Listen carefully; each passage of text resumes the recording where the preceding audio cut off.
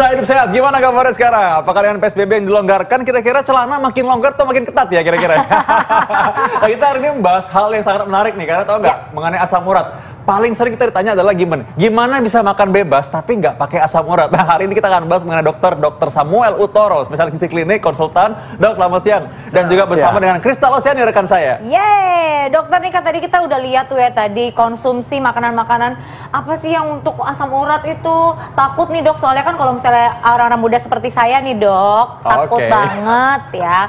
Ini bener banget nih kalau misalnya fakta mitos yang ada, aku denger nih, konsumsi daging ayam, daging merah, dan ikan ini dapat memicu asam urat. Nih fakta atau mitos dokter? Fakta. Aduh, kita makan apa dong? Tar dulu ada kalau pemirsa kalau kebanyakan. Kalau kebanyakan. Iya, tapi kalau dalam ukuran misal makan ayam 1 potong. Segini nggak apa-apa nih dok ya? Iya, ini 1/4 ekor kan? Silakan. Ya. Ini fakta sekali. Begitu juga apalagi daging merah. Anda kalau makan steak, yang repot kan ada yang 400 gram. Sediaannya ada yang 500 gram. Nah itu yang nggak boleh. Oh gitu. Karena tubuh manusia butuh protein. Protein hewani dan protein nabati. Berarti berarti ini aman nih dok kalau segini? Loh aman, tapi ini jangan semua dong. Makanya nih aku suka bilang nih sama ini semua nih. Nah, jangan, aman kan nih. tapi jujur aku sebagai pecinta daging ya dok, segini tuh kurang. Hah? Kurang? Oh, dokter, Ya, hati kamu. Tapi ini kalau disatuin kan jadi kayak steak gitu dok, ya nggak sih? Iya. Jangan berlebihan, satu itu. Kedua, kita harus tahu diri kita sendiri. Bagaimana metabolisme atau pembakaran purin di dalam tubuh kita. Karena seperti daging ayam, ikan, protein itu tinggi akan purin. Kalau dia metabolismenya sudah jelek, akan kebentuklah asam urat. Tapi kalau kayak seperti kamu, tadi kamu ngobrol katanya semua bagus.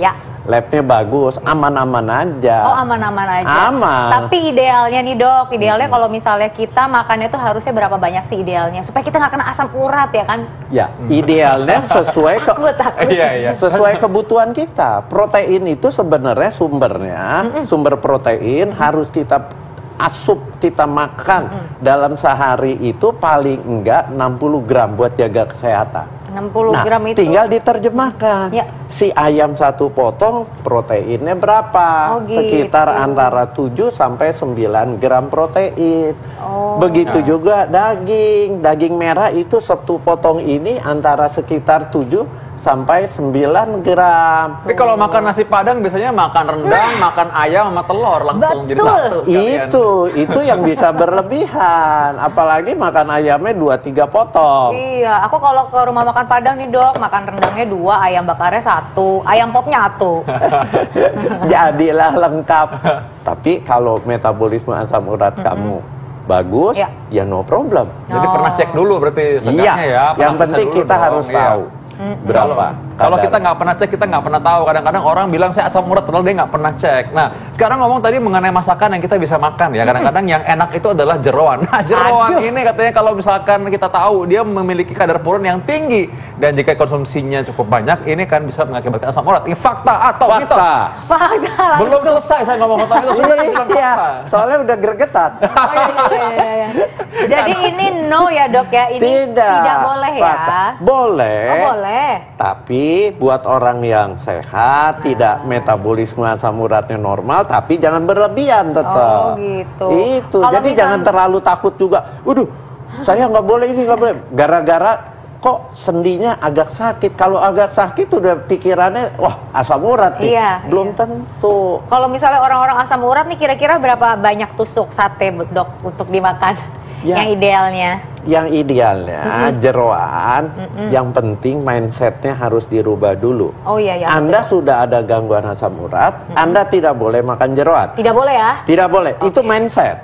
Dalam prakteknya, kalau Anda mau makan 1 tusuk boleh.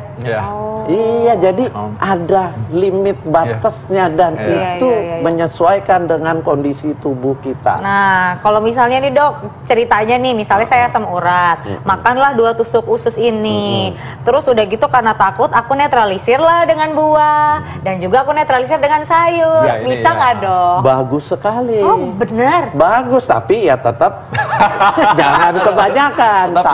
Tapi makannya buahnya dulu atau sayurnya dulu. Kenapa? Karena di buah dan sayur itu tinggi serat. Nah, serat itu nanti akan mengganggu penyerapan asam urat di saluran cerna kita. Ganggu penyerapan gula, ganggu penyerapan kolesterol, lemak jahat. Jadi makannya buah dulu atau sayur dulu, baru dimasukin. Nah, ini jangan sampai nanti di-cut ya, nanti dibilang kalau ini oh boleh semua makan boleh nanti ya. Tadi ada syaratnya ya dan ketentuan berlaku. Nah itu dia, sehat itu pasti mahal katanya, tapi kalau sakit lebih mahal lagi ya. Tadi kita tahu ya namanya Tofus atau Tofi, itu kalau misalkan, jangan dibalik itu Vito ya, Tofi ya. Tofi itu kalau kita lihat adalah benjolan atau sepancap seperti benjolan di dalam jari-jari kita, dan itu akibat dari asam urat yang tinggi. Dan tadi ingat juga bahwa orang takut sekali namanya orang kalau gagal ginjal, karena bisa bengkak-bengkak, nanti hipertensi dan lain-lain. Nah untuk mencegah semua itu sebenarnya gampang, kita tahu aja bagaimana cara kita membatasi diri makan makanan yang mungkin menyebabkan asam urat. Nah Kristal, kira-kira apa nih yang mau kita bahas dengan dokter Sam lagi? Ini sih katanya ini dengar-dengar nih supaya kita terhindar dari asam urat ya, sebaiknya hindari konsumsi sayuran yang berwarna hijau tua. Nih saya lagi nyari hijau tua. Nah ini dia. Bener nggak sih fakta atau mitos sih dokter? Hijau tua, contohnya kangkung. Mitos kalau Anda ada gangguan asam urat tapi kadarnya nggak terlalu tinggi, hanya 7. Ya, tapi buat pasien-pasien, orang-orang yang ada gangguan asam urat, kalau dicek asam uratnya di atas 10, itu menjadi fakta. Itu menjadi bagian yang harus dihindari. Emangnya asam urat kita tuh batas normalnya berapa sih dokter? Biar batas normalnya itu cuma 6, kalau wanita 5,4. Oh, wanita 5,4 lagi. Iya. Jadi nggak boleh lebih. Kita berapa? Kita udah pernah cek belum? Aku, nanti langsung lah. Nanti kita cek abis ini ya. Nah kayak kadang-kadang orang itu kan gini dok, takut misalnya dia bilang katanya untuk kesehatan jantung perlu makan sayuran. Sedangkan saya ada asam urat juga, jadi boleh makan sayuran yang mana apa enggak, gimana? Jantung memang benar sekali harus banyak makan sayur, makan buah. Kalau dia ada gangguan asam urat dan kadarnya tadi saya bilang di atas 8, berarti Anda harus pilih sayurnya yang tidak warna hijau tua. Seperti apa? Nih, yang putih-putih. Oh gitu. Semua. Berapa banyak dok? Bebas kalau banyak kan boleh bebas. Iya. Yang penting pemirsa di rumah harus tahu kalau misalnya Anda itu adalah mempunyai penyakit asam urat, jangan mengkonsumsi sayuran berwarna hijau tua ya. Yang terlalu tinggi kadarnya. Ada catatannya lagi. Tuh, garis bawah yang terlalu tinggi kadarnya. Pokoknya yang amannya adalah sawi putih, sayuran berwarna putih. Nah, kalau misalnya merah-merah gitu dok? Boleh. Yang lobak merah dok, nggak apa-apa. Silakan. Nawar mulu nih. Maklum, ibu-ibu kan sukanya nawar. Tapi nih dokter, kalau misalnya kita ngomongin soal asam urat ya kan, ini nih makanan kecil-kecil cabai rawit katanya emping. Enak banget itu. Tuh, ya kan? Enak ya, enak banget. Apalagi pakai kecap manis dokter. Oke, gimana caranya makan emping tapi tetap aman nggak asam urat? Gimana dok?